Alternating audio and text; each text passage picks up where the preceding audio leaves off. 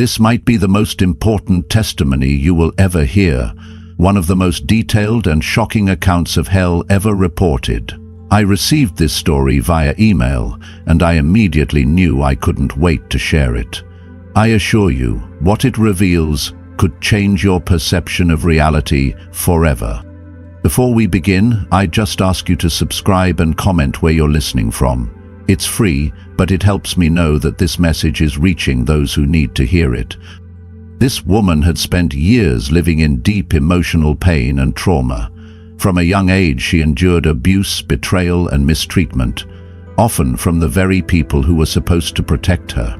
Though she always tried to hold on to her faith in God, the wounds kept piling up until they pushed her to the edge of despair. In the moment she was ready to end her life, Jesus appeared. But he didn't just stop her, he took her on a terrifying journey.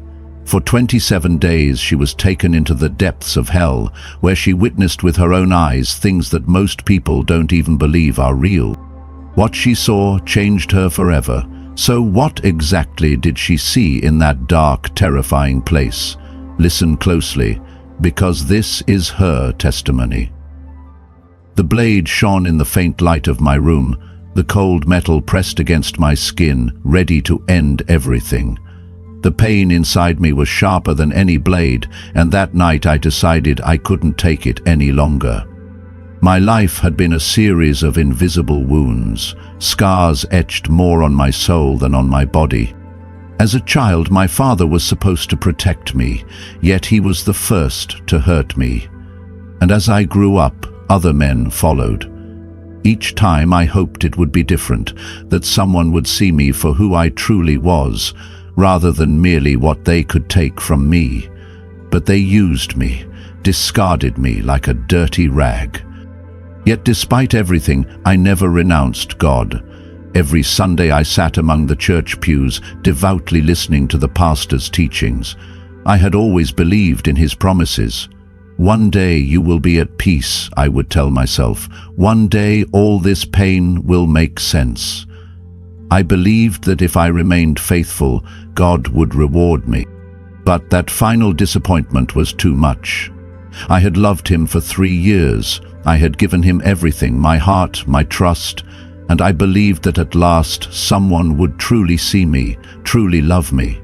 But that wasn't so. He too had used me. That night, the world seemed colder than usual. The silence in the room was deafening, and my mind kept repeating the same thought. No one has ever wanted you. No one will ever love you.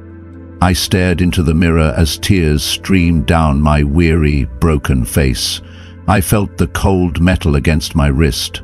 Just one deep cut, I told myself, and then it will all be over. And then it happened. Suddenly the room was filled with light. It wasn't the feeble glow of the lamp nor the pale light of the moon through the window. It was a living, intense light that enveloped everything like a golden fire. The warmth that radiated didn't burn. It penetrated deep within, dissolving every fear and every anguish. I widened my eyes, my hands trembled, and the blade fell to the floor. And in the heart of that light, I saw him. He was there, right before me. His presence was more real than anything I had ever known. His eyes, oh, those eyes. They were filled with love, yet brimming with power, as if they contained the entire universe. A pure, perfect love that no one had ever given me, not my father, not any man. At first, he said nothing. But in that look I understood everything. I felt that he had always seen me, that he was there when I cried as a child, that he was there when I felt alone, and even when I screamed into my pillow from the pain of being betrayed once again. I fell to my knees sobbing, "Why, Lord? Why have you let me suffer so much?" Then he spoke. His voice was not just sound, it was a presence. Every word entered my being as if he was speaking directly to my heart. "Daughter, I have never abandoned you." I shook my head in disbelief. Where were you when they hurt me? Where were you when I longed for true love, only to be wounded again? Jesus drew near and touched my face with a tenderness I had never known. I was there. I wept with you. I suffered with you, and I have always loved you. I burst into tears. The pain I had carried for years exploded into an uncontrollable torrent of weeping. Yet this time, it was not a cry of despair. It was as if each tear washed away the poison that had long tainted my soul. Now I want to show you something. You must know the truth. The light around us grew even more intense. The floor vanished beneath me. I felt a warmth envelop me, as if my body were becoming lighter and lighter. I looked down and saw myself. My body was still there, kneeling on the floor, hands clasped and my face drenched in tears. I was leaving my body. Panic gripped me.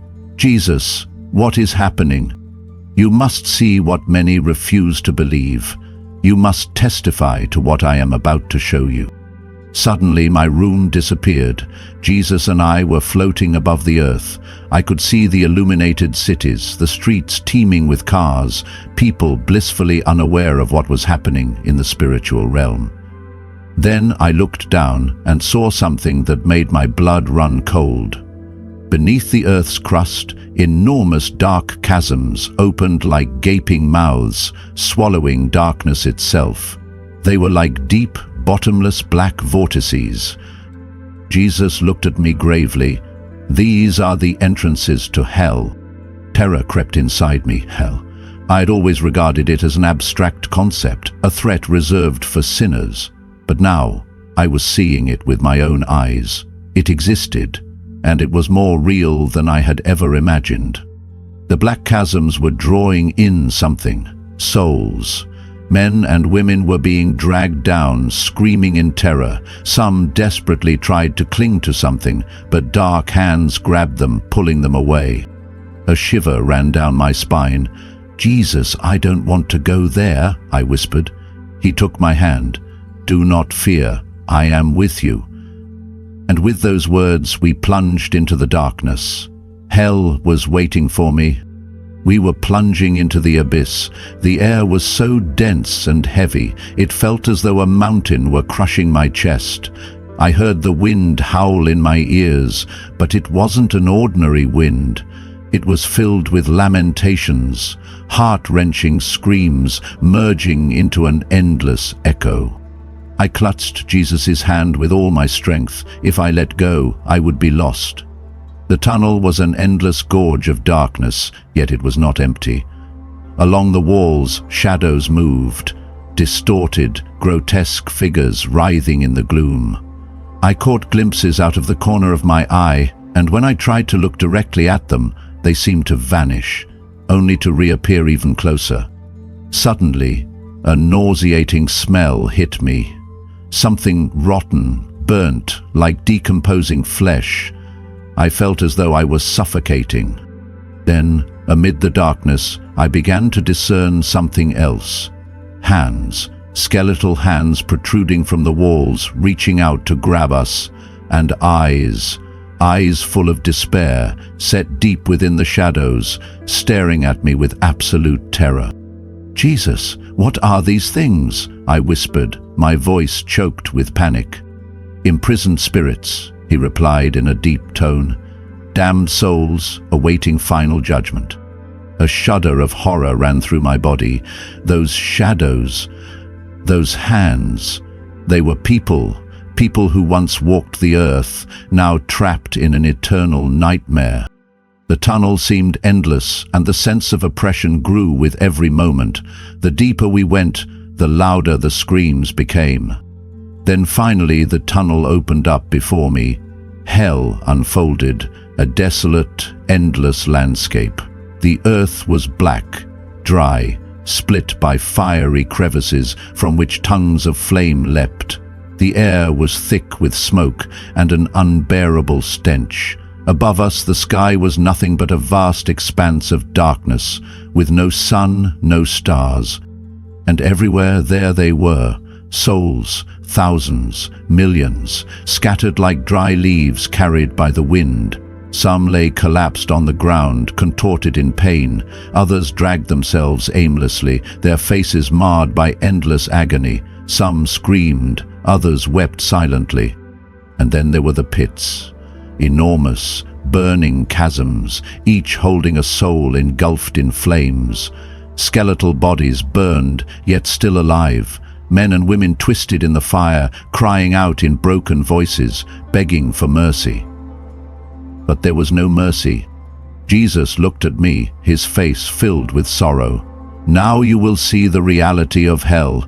Many do not believe it, but it is real, and it is not the destiny I ever intended for humanity." The screams rose into a desperate chorus, revealing before me the most terrible truth I had ever known. Hell was not a myth, it was real, and it was far worse than I had ever imagined. Every breath was torment. The air in hell was dense, suffocating, laden with a nauseating odor that clung to the skin. The heat was unbearable, as if I had been thrown into the heart of a blazing furnace. Jesus walked beside me, his face solemn and pained, not for himself, but for the souls suffering all around us.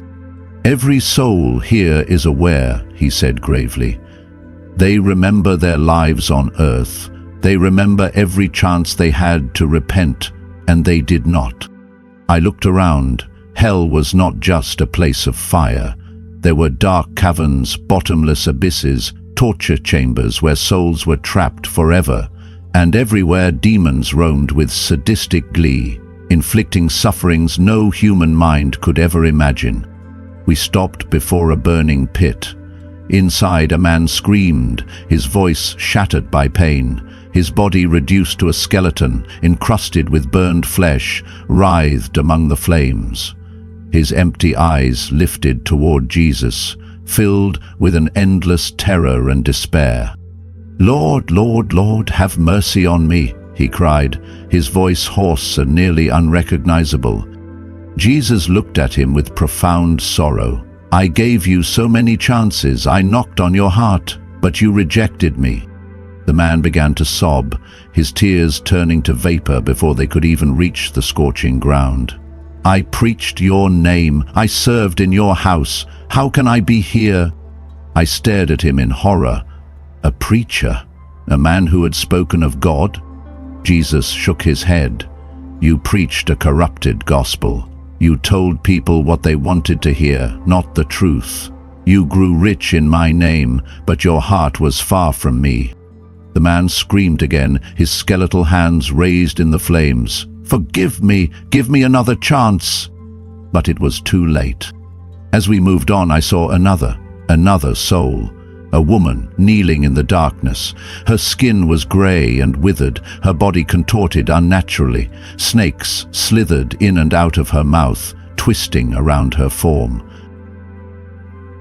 Jesus then pointed to a large mirror at the center of the hall. "Look." I stepped forward and saw the reflection of the earth. People moving about, unaware, chasing pleasures, money and success. Men and women were selling their souls without even realizing it. And behind them, in the shadows, were those same demons who now tormented the damned. On earth, they were whispering in people's ears and leading them further from God. A knot tightened in my throat. "Lord, many of them don't know what they're doing." Jesus nodded sadly. "That is why you must testify, so that no one can say, 'I didn't know.'" My heart broke. How many people were deceived? How many were walking straight toward this fate, convinced they were in the right? I wanted to scream. I wanted to warn them. But the journey was not yet over. Jesus took my hand and led me deeper. There was still so much more to see. The further we advanced, the more intense the terror became. The darkness grew thicker, as if the shadows themselves had a will, trying to suffocate me. And then I saw it, an enormous, pulsating mass, black as the deepest night, looming before us. It seemed alive, beating like a gigantic heart and emanating a menacing vibration that coursed through my body. From that dark mass extended immense horns, branching like roots, reaching upward, piercing the floor of hell and stretching all the way to earth. Every beat of that unholy heart brought with it a sense of terrible foreboding. Jesus stopped and motioned for me to observe. This is the heart of hell. From here emanate the forces of evil that influence the world. I approached hesitantly and saw within that dark mass figures moving, trapped, immersed in that infernal beat. They were souls, millions of souls, engulfed within the living substance of that cursed heart, writhing in eternal agony. These souls are bound to evil itself, Jesus explained. They are those who have completely sold their souls to the devil. They have rejected every chance of salvation. Their faces were contorted with pain, and their eyes terrified me. There was no trace of humanity left in them, only hatred, only despair. From the heart of hell, the black horns continued to grow, and through them I saw spectral shadows moving. Jesus raised a hand, and as if an invisible curtain had been torn aside, I saw what was happening on earth. The shadows moving within the horn were malignant spirits sent into the world to carry out the will of evil. I saw them insinuate themselves into people's minds, whispering lies, sowing discord, hatred, and perversion. I saw them infiltrate centers of power, governments, institutions. I saw them tear families apart, shatter marriages, destroy lives. I saw them even enter churches. I covered my mouth in horror. "Even there, Lord?" I asked in a broken voice. Jesus nodded sadly. "Many churches have opened the door to evil. They have abandoned my truth in favor of compromise. They have allowed sin to be called freedom, and the enemy has entered." And then I saw it. An enormous pulsating mass, black as the deepest night, looming before us. It seemed alive, beating like a gigantic heart and emanating a menacing vibration that coursed through my body. From that dark mass extended immense horns, branching like roots, reaching upward, piercing the floor of hell and stretching all the way to earth. Every beat of that unholy heart brought with it a sense of terrible foreboding. Jesus stopped and motioned for me to observe. This is the heart of hell. From here emanate the forces of evil that influence the world.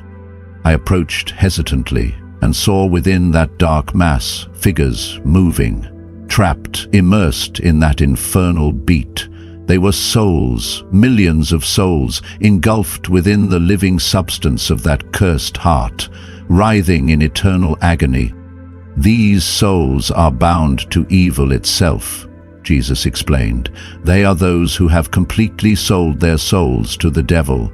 They have rejected every chance of salvation. Their faces were contorted with pain and their eyes terrified me. There was no trace of humanity left in them, only hatred, only despair.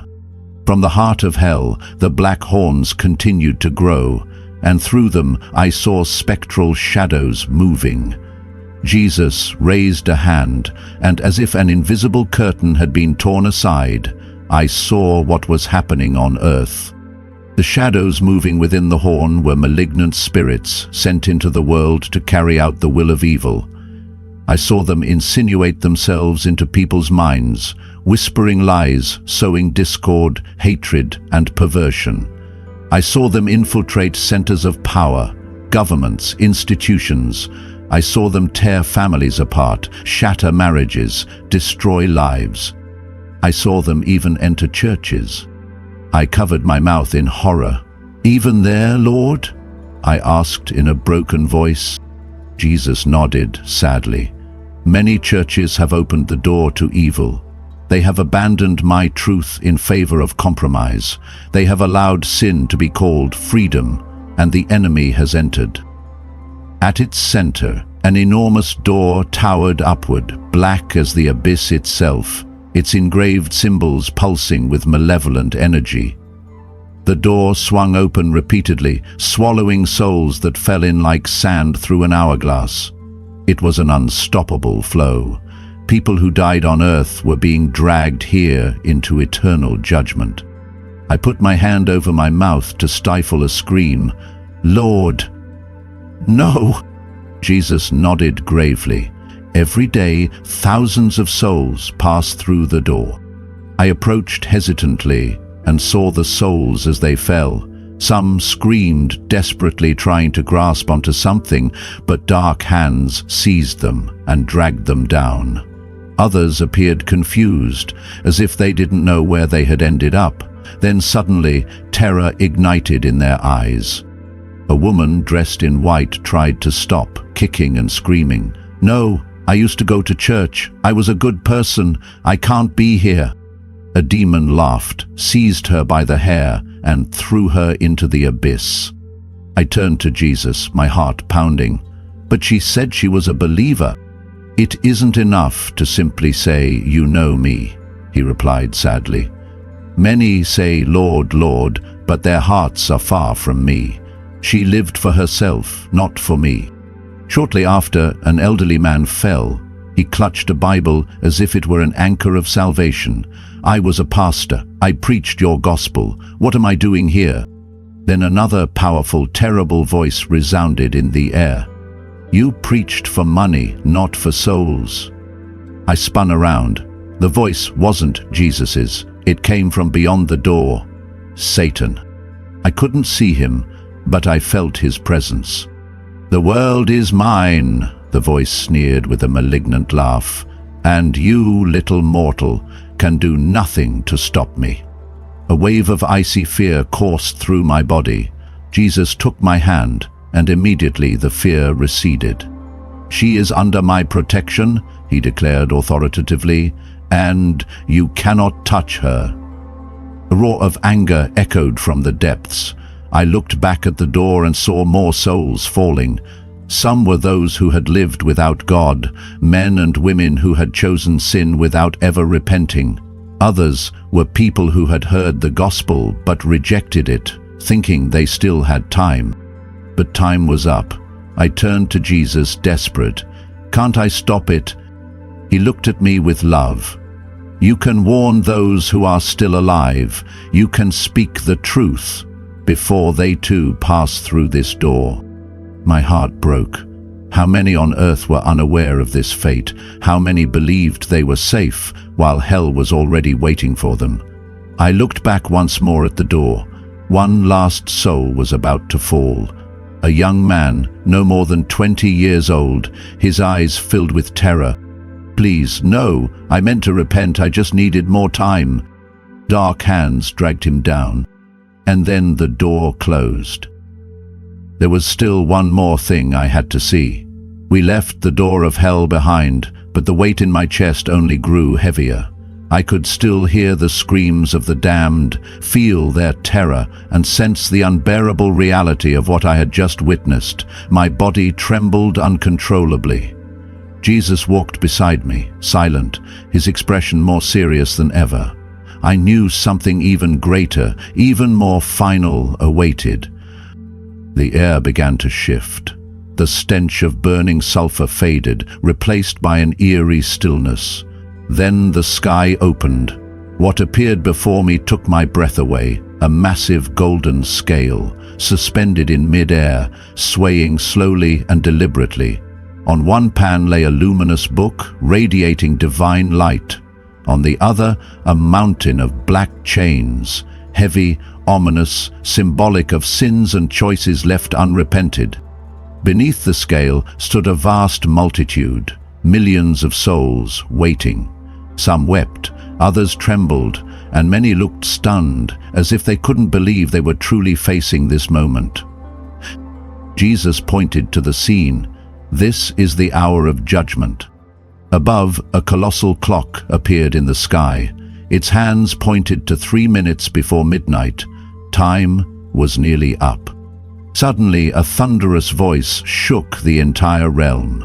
It wasn't the voice of Jesus, nor of Satan, it was the voice of God himself. Time is running out. Prepare yourselves, for my return is near. The moment those words were spoken, the spiritual realm trembled. I saw many souls fall to their knees, some in worship, others in sheer terror. A holy fear swept through everything. Then I saw the earth below. Chaos covered the nations, wars, violence, immorality. But what broke me the most was what I saw inside the churches. Pastors preaching empty, feel-good messages. People clapping, smiling, unaware that invisible hands were dragging them into darkness. Jesus looked at me, eyes filled with sorrow. Many think they are saved, but they are deceived. Then I saw an old man step forward. On one side of the scale were good deeds, sermons, prayers, acts of charity. On the other, the chains of pride, greed, and secret sin. The chains outweighed the light. The man cried out, "No, Lord, I preached in your name, I performed miracles." But a voice answered firmly, "I never knew you." Jesus looked down and said softly, "Not everyone who calls me Lord will enter my kingdom." One by one, souls were judged. Some entered the light, others sank into darkness. There was no favoritism, no pretending, no excuses. Every soul was judged with absolute justice. And then, in the blink of an eye, I found myself back in my room. I was in my body again, my heart pounding, tears streaming down my face. The razor I had left lay on the floor, a silent testament that without Jesus I would have been lost. But now I knew the truth. I had not been saved merely from death. I had been saved for a mission. I knelt and wept. "Lord, tell me what I must do."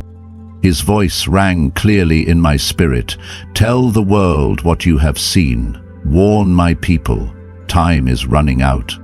And so I did. From that day on, I have never stopped telling this story. I remained kneeling on my room's floor for hours.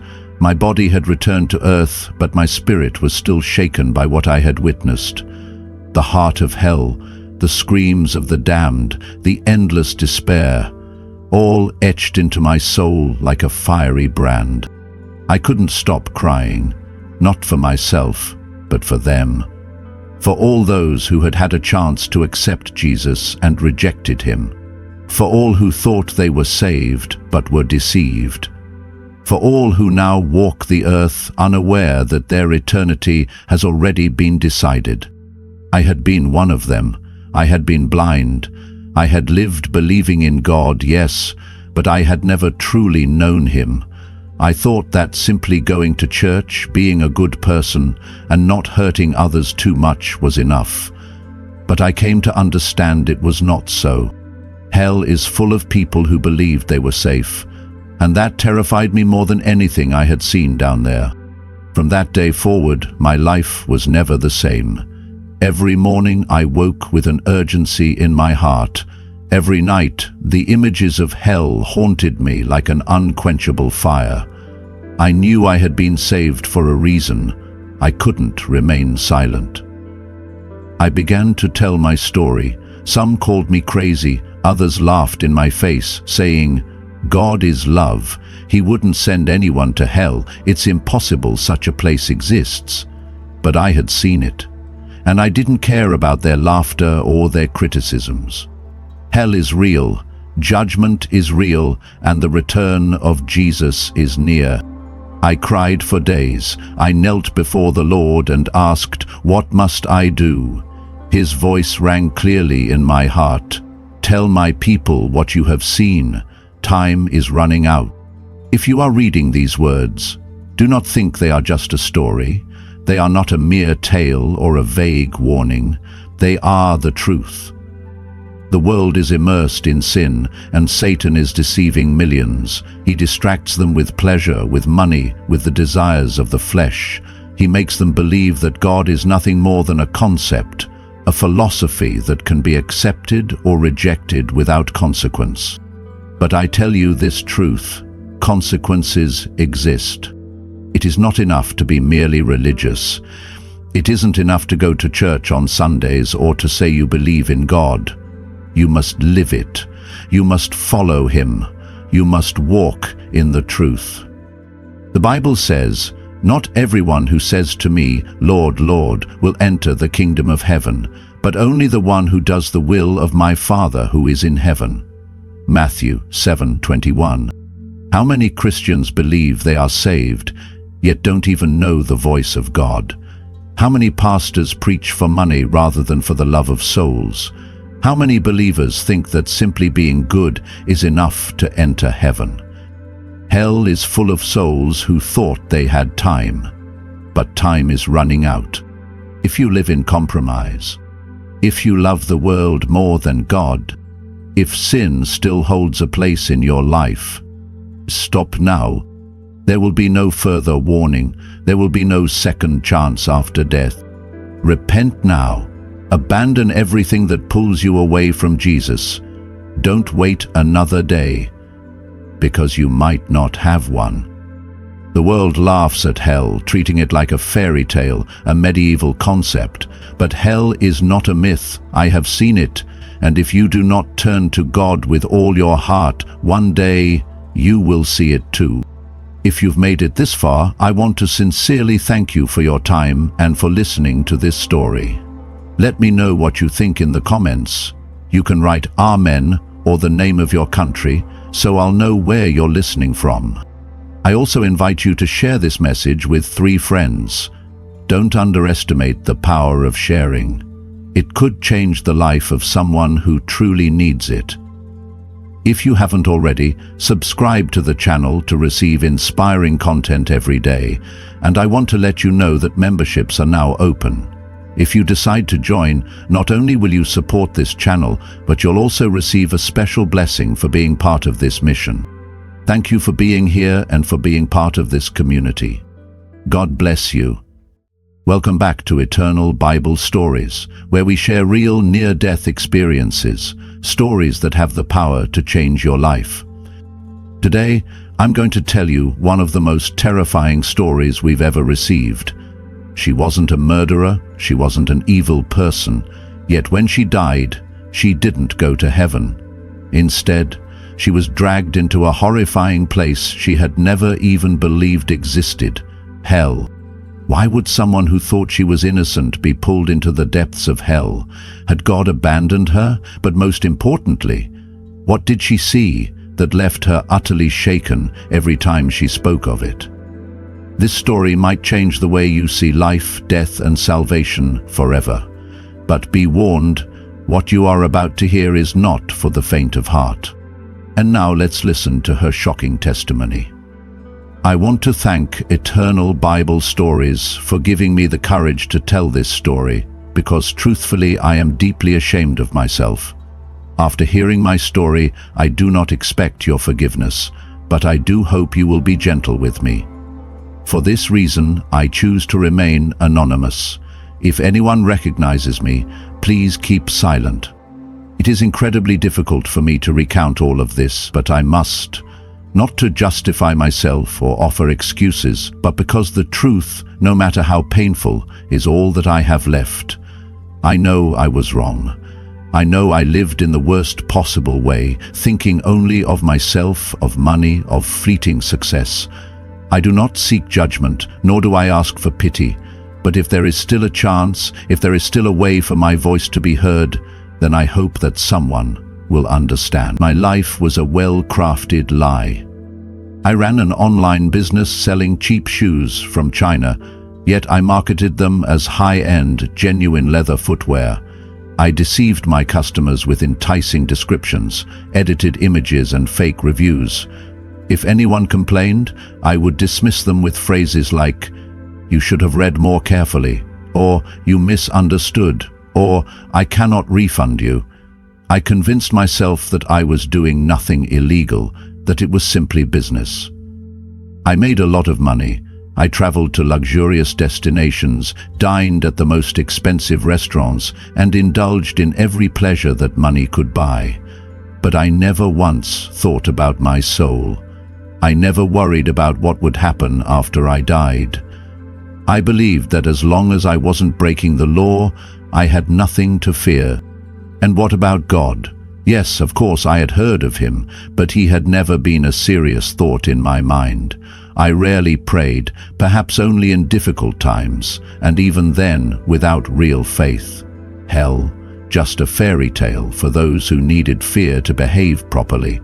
I was not a bad person, just shrewd. I simply knew how to take advantage of opportunities better than others. I never imagined that the most beautiful moment of my life could turn into a tragedy in just a single second. That day I was enjoying a luxurious vacation at an extravagant resort where everything seemed too perfect to be real.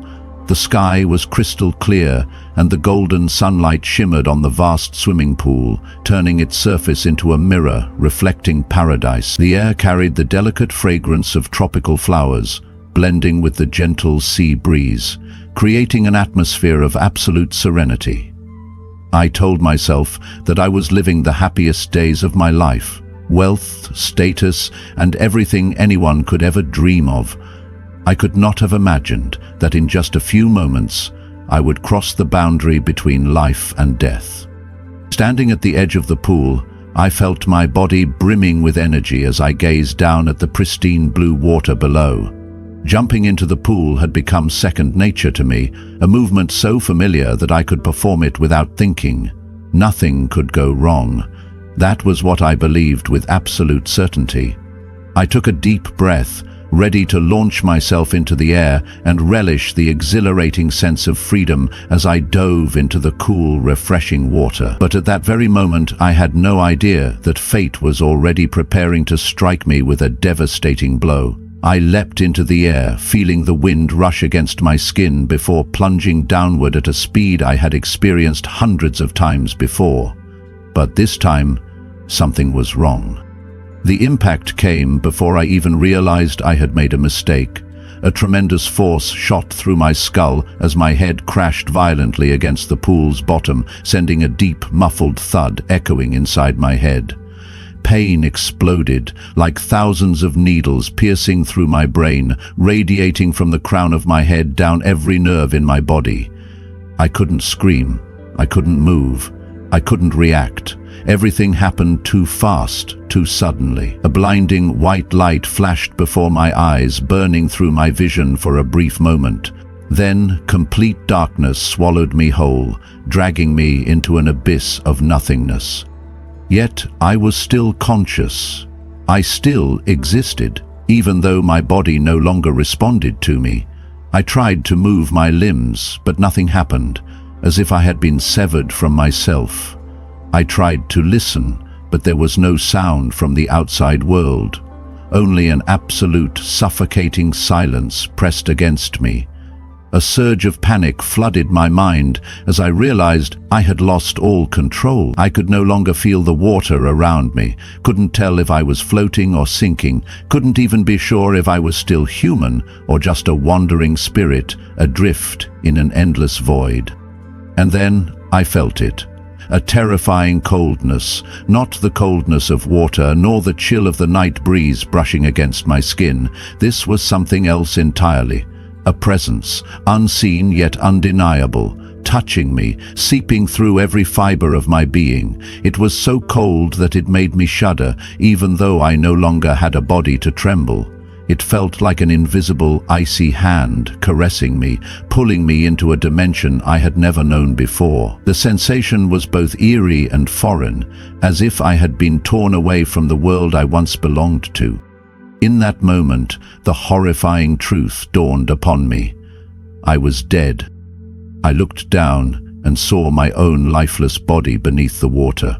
My face was pale, my hair drifted weightlessly, and the lifeguards rushed in panic, pulling me onto the scorching tiles. Their hands trembled as they pressed on my chest, slapped my face and called my name, but I heard nothing. I felt nothing. I wanted to scream, to tell them I was still here, but I was powerless, trapped between life and death. Then I was no longer alone. A shadowy figure appeared beside me, its presence blurred and unearthly. It stood in silent observation, neither hostile nor comforting. Though its face was hidden, I knew it wasn't human. It extended a hand toward me, an authoritative yet eerie gesture. I could neither refuse nor retreat. The moment it touched me, everything dissolved. No light, no sound, just a vast, suffocating void. I no longer belonged to the world I had known. This was no dream, it was an irreversible truth. Darkness surrounded me, not just the absence of light, but a void so deep it consumed all existence. At first, all was silent, as if the universe had been frozen in time. Then, from an unseen distance, I heard a long, agonizing wail. A soft, desperate sob followed, filled with sorrow beyond comprehension. The rattling of chains echoed, dragging unseen souls deeper into the abyss. Though I saw nothing, I felt them. Thousands of unseen entities whispering in an incomprehensible language, their presence suffocating. I wanted to run, but there was nowhere to go. I clung to the only source of faint light, my guide through this nightmare. But its glow was weak, barely pushing back the overwhelming darkness. In the distance, flickering lights emerged. At first, I thought they were fireflies, tiny beacons in the blackness. But as I focused, horror gripped me. They weren't lights, they were souls. I trembled, my voice barely a whisper. "What are they?" The figure beside me paused, its voice heavy with sorrow. "They were once mine, but they let their faith fade into nothingness." Those words crushed me. These souls had once known light, yet they had lost the most precious thing, faith. Now they floated helplessly, unable to escape, unable to return. We pressed forward, but the air thickened, and the darkness grew heavier, weighing on my soul. The cries around me became sharper, filled with unbearable agony. I felt as though I was descending into a place no soul should ever enter, and then I saw it. A colossal figure lying motionless in the shadows. It was not human, yet it bore a vague resemblance to a man. A giant body sprawled on its back, massive hands reaching toward the heavens as if pleading for mercy from an unseen force. Its fingers were like towering cliffs, and clinging to them were thousands of people, desperate, frantic, struggling to hold on. Some teetered on the edge, others were shoved forward, and many had already fallen, swallowed by the fiery abyss below. The horror struck me like a thunderclap. I wanted to turn away, to shut my eyes, but the nightmare was relentless. The screams, the suffering, the burning despair, it was all real, and in that moment, I understood. This was only the beginning. We ventured deeper into the endless darkness, and I lost all sense of time and direction. Suddenly, everything shifted. I turned around and found myself alone. A coldness unlike anything I had ever known enveloped me, and a primal, instinctual fear crashed over me like a tidal wave. The faint light that had guided me was gone. Then the sounds began. Behind me, a muffled groan, low, guttural, filled with suffering. Then a soft, pitiful sob, as if someone was weeping in the shadows, pleading for mercy. Then came the most horrifying sound of all, the rough.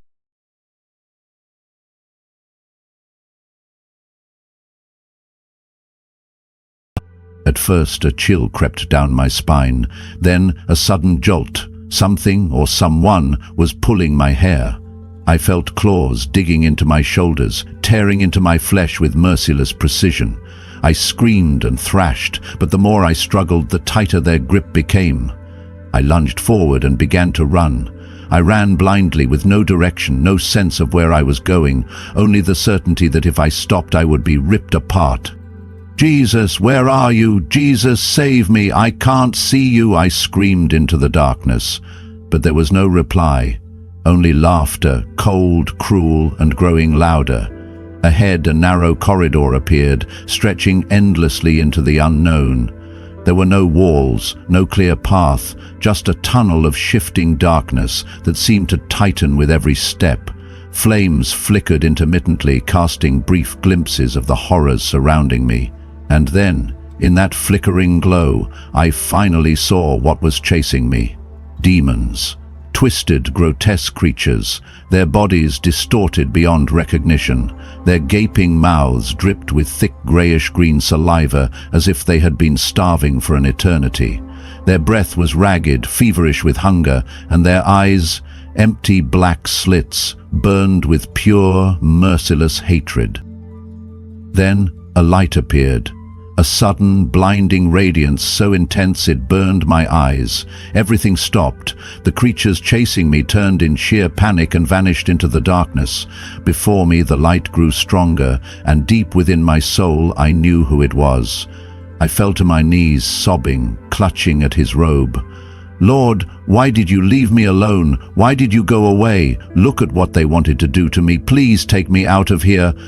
I don't want to stay in this place." But his face remained solemn, his gaze deep and unreadable, and I felt as if my pleas were not enough. "I never left you." His voice rang out, steady and unmistakable, cutting through every fear within me. "I was always with you, even in the moments you believed you were alone. I was there even when you mistook my silence for abandonment. I never left you, but now I want you to see something." He took my hand, and we stepped into a place unlike anything I had ever seen. The air was thick with a repulsive stench. The stone walls were covered in grime and mold. The ground was slick, murky, as though it was soaked in something alive and decaying. This place stretched out like a labyrinth of caves, filled with cells carved into the rock, an underground prison of tormented souls. I saw emaciated faces, their hollow eyes filled with ceaseless horror, their mouths open in silent screams. "Jesus, have mercy, get me out of here, I beg you!" The cries pierced through my very soul. But Jesus walked in silence, his expression unchanged, his eyes unwavering. I trembled, unable to look directly at the sunken faces behind the bars. But then I saw someone. In one of the dark cells, a familiar figure sat motionless. Her hair was white, her back hunched, as if carrying an invisible burden of pain. "Grandmother!" She turned to face me, and tears burst from my eyes. It was my grandmother. She looked at me with an expression of unbearable sorrow and despair. I gripped the bars, my chest tightening. "Grandma, why are you here? You did so much good. You helped so many people. You gave to the poor. You took in the homeless. Why are you imprisoned here?" I turned to Jesus, my voice breaking. "Lord, please give me an answer. Why is someone as good as my grandmother here?" Jesus looked at me, his eyes sorrowful yet firm. "Good deeds without me are meaningless," he said, his voice calm yet piercing. "She did many good works, but she never accepted me. She believed her actions could save her, but she never opened her heart to me. Worse still, she was an idolater. She worshipped whatever was placed before her, relying on objects more than on me. That is why she is here." His words struck me like a blow to the stomach. I thought back and realized the truth. My grandmother always kept religious statues, charms and talismans, speaking to them as if they held power. She had never truly sought Jesus. I looked at her, my tears flowing freely. "Grandma, you can call on Jesus now. You can repent. You can escape this place." She wept, but before she could utter a word, a shadow lunged toward her. A clawed hand reached for her, accompanied by a guttural, mocking laugh. Flames ignited beneath her feet, rising swiftly, licking at her frail body, consuming her in unimaginable agony. I screamed, trying to reach her, but Jesus held me back. "Works do not save," he said, as the nightmare before me unfolded into an inescapable reality. The scene did not change. Everywhere I looked, the darkness swirled in an endless vortex. Screams slashed through the air like daggers, and fire roared from the abyss. My grandmother cried out, but the darkness swallowed her whole. I collapsed, sobbing uncontrollably. Jesus placed his hand on my shoulder. his voice deep, solemn, like rolling thunder. "My child, there is no other name under heaven by which man can be saved except mine. No one can enter heaven simply by doing good. Only faith in me can save a soul." I shuddered. My grandmother had lost her chance for salvation. I kept walking, though each step felt like dragging a crushing weight. My soul sank deeper into the suffocating despair, but I knew my journey wasn't over. Then I saw something that stole my breath, a nightmare beyond anything I had imagined. 3 rivers stretched before me, separating realms of the damned. They weren't rivers of water, but of eternal suffering. The first, thick and crimson, was a stagnant pool of congealed blood, filled with shredded flesh and rotting corpses.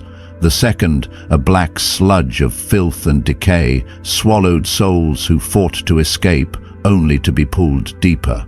But the third was the worst, a river of molten lava, consuming the damned in endless agony. Flames devoured them as they writhed in torment, their screams piercing the abyss. I thought I had seen the worst, until I saw the children. They were small, barely 7 to 12 years old, some just turning 10, but there was no innocence on their faces, only pain, terror, and absolute despair. They screamed, wailed, and thrashed, but no one listened. Demonic creatures dragged them across the ground, their claws sinking into their arms, legs, and hair, before hurling them into these dreadful rivers. Some were thrown into the river of blood, submerged in the thick crimson mire, struggling and screaming until they were swallowed into the darkness. Others were cast into the river of sludge and filth, clawing their way up but getting pulled down, their mouths agape in silent suffocation, drowning in the eternal filth and corruption. But the most agonizing sight was the children hurled into the river of molten lava. The moment their bodies touched the fire, their skin ignited, melting away in the unbearable heat. Yet they could not die. Their screams ripped through the air, shattering the void, but no one rescued them, no one answered. I was so overwhelmed with shock that I couldn't breathe, as if my soul itself was being suffocated by unspeakable horror. I turned to Jesus, my voice trembling, barely able to speak. "They're just children. Why are they here?" His gaze was sorrowful but unwavering, as if this was a truth I needed to witness. His voice was quiet yet powerful, carrying a depth of grief I couldn't comprehend. "It is not age that determines one's fate, but a heart that turns away from me." I froze. These children have walked in rebellion, choosing violence, deceit, and rejecting the teachings of their parents. They are the children of believers, yet they never truly sought me. I shuddered, feeling his words strike my heart like a hammer. I wondered how many children in this world had been taken to church by their parents but never truly believed in Jesus. How many had been raised by the world instead of being taught by their parents about God? I watched as the children were flung into the river of molten lava, saw them desperately trying to grasp onto anything, heard their screams as the fire consumed them, and I could bear it no longer. I sobbed uncontrollably, tears falling without end, my heart shattering under the weight of unfathomable sorrow. "Lord, please, stop this." But I knew I could do nothing to change it. We left the place of suffering, but my soul felt torn apart. I walked in silence, tears streaming uncontrollably as sorrow weighed heavily on my chest. The haunting cries of children still echoed in my mind, their tiny hands reaching out in desperation. They had screamed for God, pleaded for salvation, but the heavens remained silent. The further I walked, the deeper despair took hold, like an invisible force dragging me into an endless abyss. I didn't know where we were going, but something terrible awaited ahead. At last, we arrived at a massive staircase leading to a place where even darkness seemed afraid to tread. This was no escape, but a gateway to ultimate damnation. As I looked up, I saw it, a massive, pulsating heart, alive but inhuman. It throbbed as if absorbing the suffering of the condemned, each beat sending shockwaves through the air. The sight alone sent a shudder down my spine. At the top of the staircase, an open door loomed, a passage into unspeakable evil. A chilling laughter echoed from within, a sound so unnatural my soul recoiled in terror. The air vibrated, unseen objects crashed down, and the staircase trembled as if suspended over a bottomless void. Fear clamped onto my chest. I turned to seek Jesus, but he was gone. I was alone. The moment I realized this, the darkness moved. Demons emerged, grotesque, twisted creatures wreathed in smoke, their glowing eyes gleaming with malice. They carried chains and shackles, their monstrous grins stretching unnaturally across their faces. They stared at me as if they had long awaited this moment. I tried to step back, but I couldn't move. "Jesus, where are you?" I screamed, but only emptiness answered. My voice was swallowed by the abyss. The demons lunged at me, their icy claws digging into my arms and throat, chains wrapped around my body, pulling me to my knees. They laughed, their voices merging into a single ghastly chorus. Their whispers slithered into my ears, taunting, mocking, sending a chill through my soul. They dragged me up the staircase. Each step felt like an eternity, each moment drawing me closer to something beyond comprehension. My strength was gone, my will wavered. I was being pulled into the depths of despair. At the final step, a nauseating stench filled my lungs. The air thickened with black smoke, embers flickering through the dense fog, revealing a throne of darkness wreathed in fire and shadow. Seated upon it was Satan. His piercing gaze locked onto mine as he stood. "Welcome," he sneered, his voice calm yet filled with disdain. My body trembled, but I refused to look away. Every part of me screamed in terror, yet I clenched my fists, forcing myself to stand firm. I tried to call upon Jesus, but Satan merely smirked. "It's useless," he said mockingly. "There is no Jesus here." His words struck me like a blade, piercing my very soul. It wasn't just mockery. It was a force pressing down on me, suffocating the last remnants of my faith. My breath hitched, my fists tightened, but I refused to break. Though fear threatened to consume me, I clung to the only truth I had left. Even if I couldn't see him, I knew Jesus was here. I held on to that belief as if it were my only lifeline. I lifted my head, locking eyes with the one who sought to destroy me, and despite the terror in my veins, I spoke. "Jesus is always with me." The moment those words left my lips, the darkness trembled. The very fabric of the abyss began to shift, as if an unseen force was tearing through it. Satan's smug expression twisted into rage. A whirlwind of hellish fury erupted, the air howling as if the void itself was enraged. Shadows coiled, seeking to smother me one last time. But I no longer feared. For the first time, I saw something in Satan's eyes: fear. And then his form began to unravel, at first just faint wisps of smoke, but soon his entire being trembled, distorted, cracked. His presence lost its solidity, as if a single breath could scatter him into nothingness. His wrath turned to desperation, and I understood he had never truly held power over the name of Jesus. Everything that had once seemed terrifying began to collapse, like a nightmare vanishing with the dawn.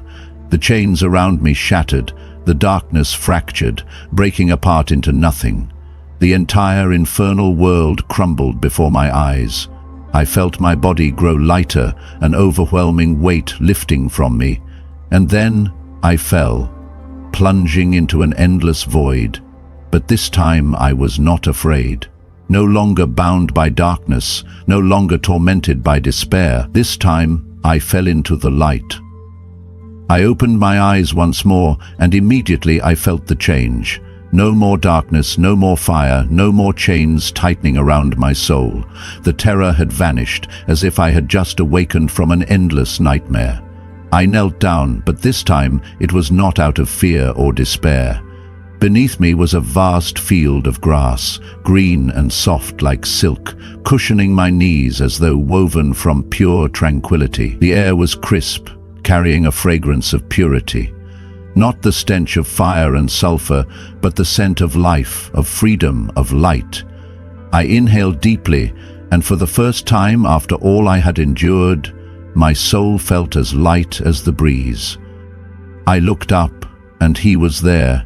Jesus stood before me, bathed in a radiance so powerful it could consume the entire world, yet so gentle it did not hurt my eyes.